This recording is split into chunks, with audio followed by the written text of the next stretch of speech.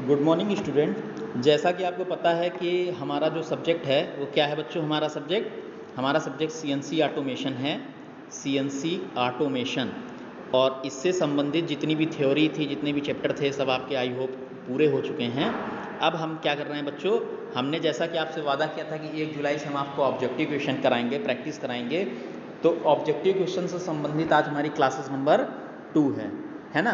तो बच्चों अब हम आगे बढ़ते हैं और ऑब्जेक्टिव क्वेश्चन के इस सीरियल में चलते हुए हम आपको पहला क्वेश्चन कराते हैं कि बच्चों टेप रीडर क्या होता है। What is the tape reader.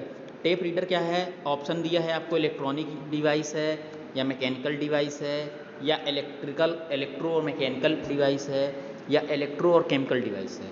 तो हमने आपको बताया था कि जो हमारा टेप रीडर सीएनसी मशीन में यूज होता है वो कैसा होता है बच्चों, हमारा इलेक्ट्रो मैकेनिकल डिवाइस होता है।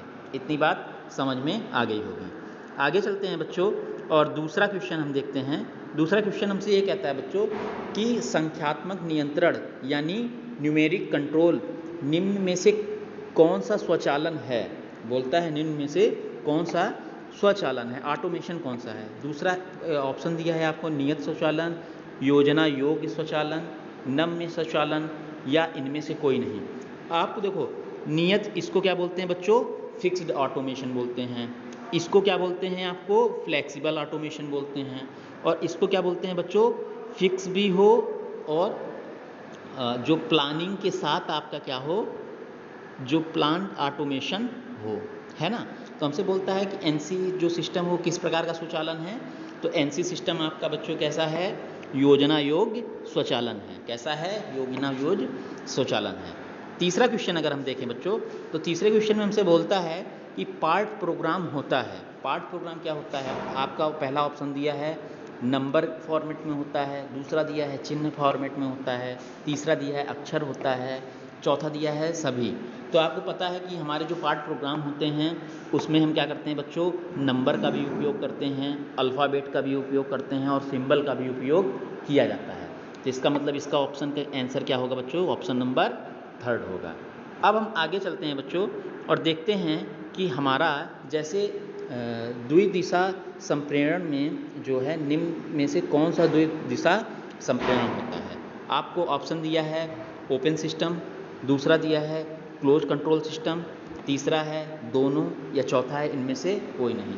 तो जो बच्चों हमारा द्विदिशा यानी जिसमें से क्या हो बच्चों, हमारी एक दिशा ऐसे हो और दूसरी दिशा ऐसे हो, तो इस प्रकार के जो कंट्रोल लूप सिस्टम होता है इसको क्या कहते हैं बच्चों, खुला यानी ओपन कंट्रोल सिस्टम कहा जाता है। इतनी बात समझ में आ गई होगी आपको।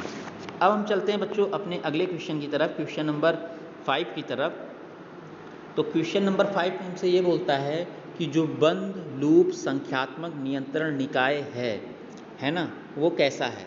ऑप्शन दिया है आपको, पहला है कि फीडबैक निकाय है, दूसरा है द्विदिशीय निकाय है, द्विदिशीय मतलब 2 डायमेंशनल सिस्टम है, तीसरा बोल रहा है कि ए और बी, चौथा बोल रहा है इनमें से कोई नहीं। तो बच्चों हमारा जो हमने आपको पहले अभी बताया है कि हमारा जो ओपन लूप होता है वो कैसा होता है, ओपन लूप हमारा कैसा होता है, एक दिशीय होता है और इसमें किसी प्रकार का फीडबैक नहीं होता है। और हमारा जो क्लोज कंट्रोल सिस्टम होता है वो द्विदिशा होती है उसमें और फीडबैक सिस्टम भी होता है। इसका मतलब इसका कौन सा ऑप्शन सही होगा बच्चों, ऑप्शन नंबर 3 सही होगा। हम आगे बढ़ते हैं और आगे के क्रम में हम देखते हैं कि हमसे पूछता है कि जो फ्लॉपी डिस्क होती है वो कैसी डिवाइस है। एक बोलता है आपको विद्युत उपकरण डिवाइस है या चुंबकीय उपकरण डिवाइस है या इलेक्ट्रोमैग्नेटिक डिवाइस है या इनमें से कोई नहीं। तो बच्चों हमने आपको बताया था कि जो फ्लॉपी डिस्क होती है वो हमारी कैसी डिवाइस है, मैग्नेटिक डिवाइस होती है। इतनी बात समझ में आ गई होगी। अब हम आगे चलते हैं बच्चों, आगे क्वेश्चन को सॉल्व करते हैं।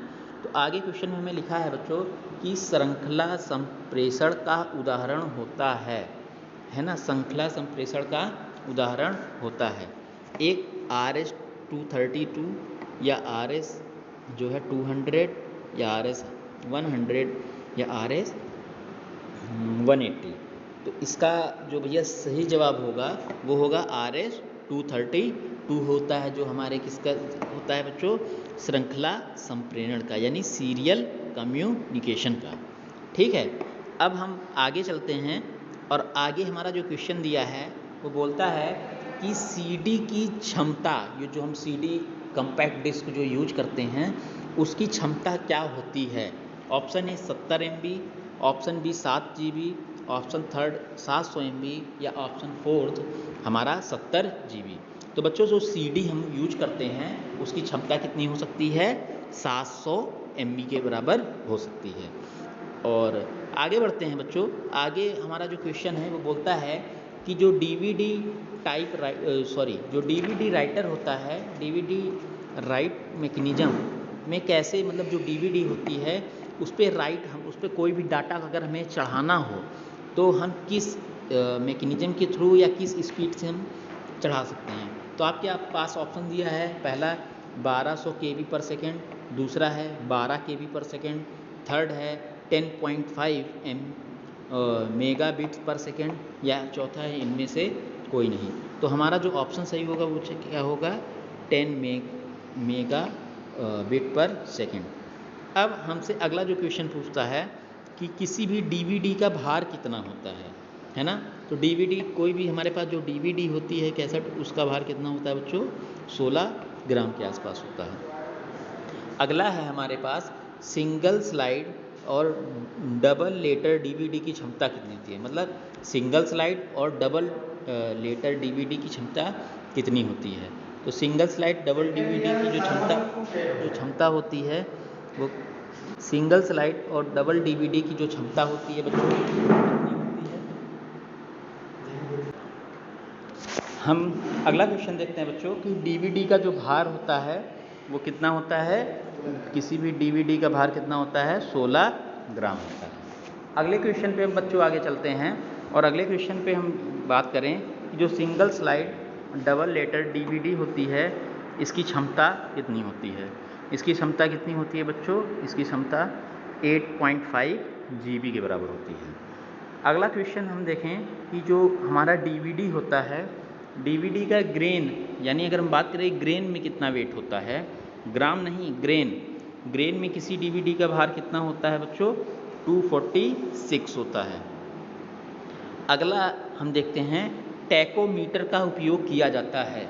किसी भी टैकोमीटर का उपयोग हम किस लिए करते हैं, ऑप्शन ए वेग को मापने के लिए, ऑप्शन 2 गति को मापने के लिए, ऑप्शन 3 वेग और गति दोनों को नापने के लिए, या ऑप्शन 4 इनमें से कोई नहीं।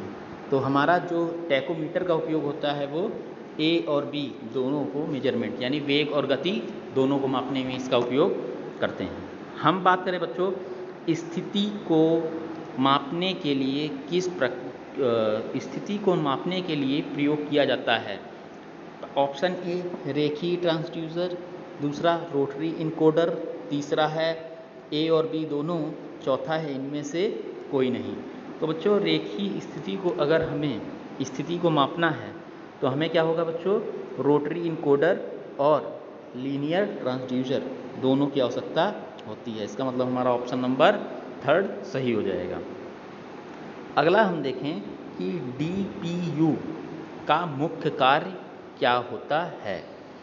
तो डीपीयू का जो बच्चों मुख्य कार्य आपको ऑप्शन जैसे दे रखा है कि किसी पार्ट प्रोग्राम को तैयार करना, या पार्ट प्रोग्राम को इनकोड करना, या पार्ट प्रोग्राम को नियंत्रित करना, या ऑप्शन 4 सभी। तो बच्चों डीपीयू मतलब क्या है आपका, डिजिटल प्रोग्रामिंग यूनिट है ना। तो इसमें हम क्या करते हैं बच्चों, पार्ट प्रोग्राम को हम इनकोड करते हैं। डीपीयू में हम क्या करते हैं, पार्ट प्रोग्राम को इनकोड करते हैं। तो बच्चों अब आज की क्लास में हमने आपको 15 क्वेश्चन क्या करे हैं, ऑब्जेक्टिव के 15 क्वेश्चन आपको कराए हैं।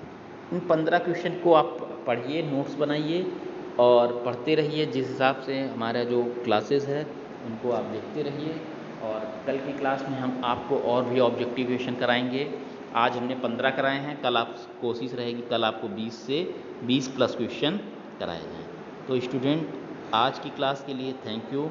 पढ़ते रहिए, अपने हिसाब से भी ऑब्जेक्टिव क्वेश्चन तैयार करते रहिए, जिससे आपको क्या हो, किसी प्रकार की समस्या का समाधान ना करना पड़े। Thank you student.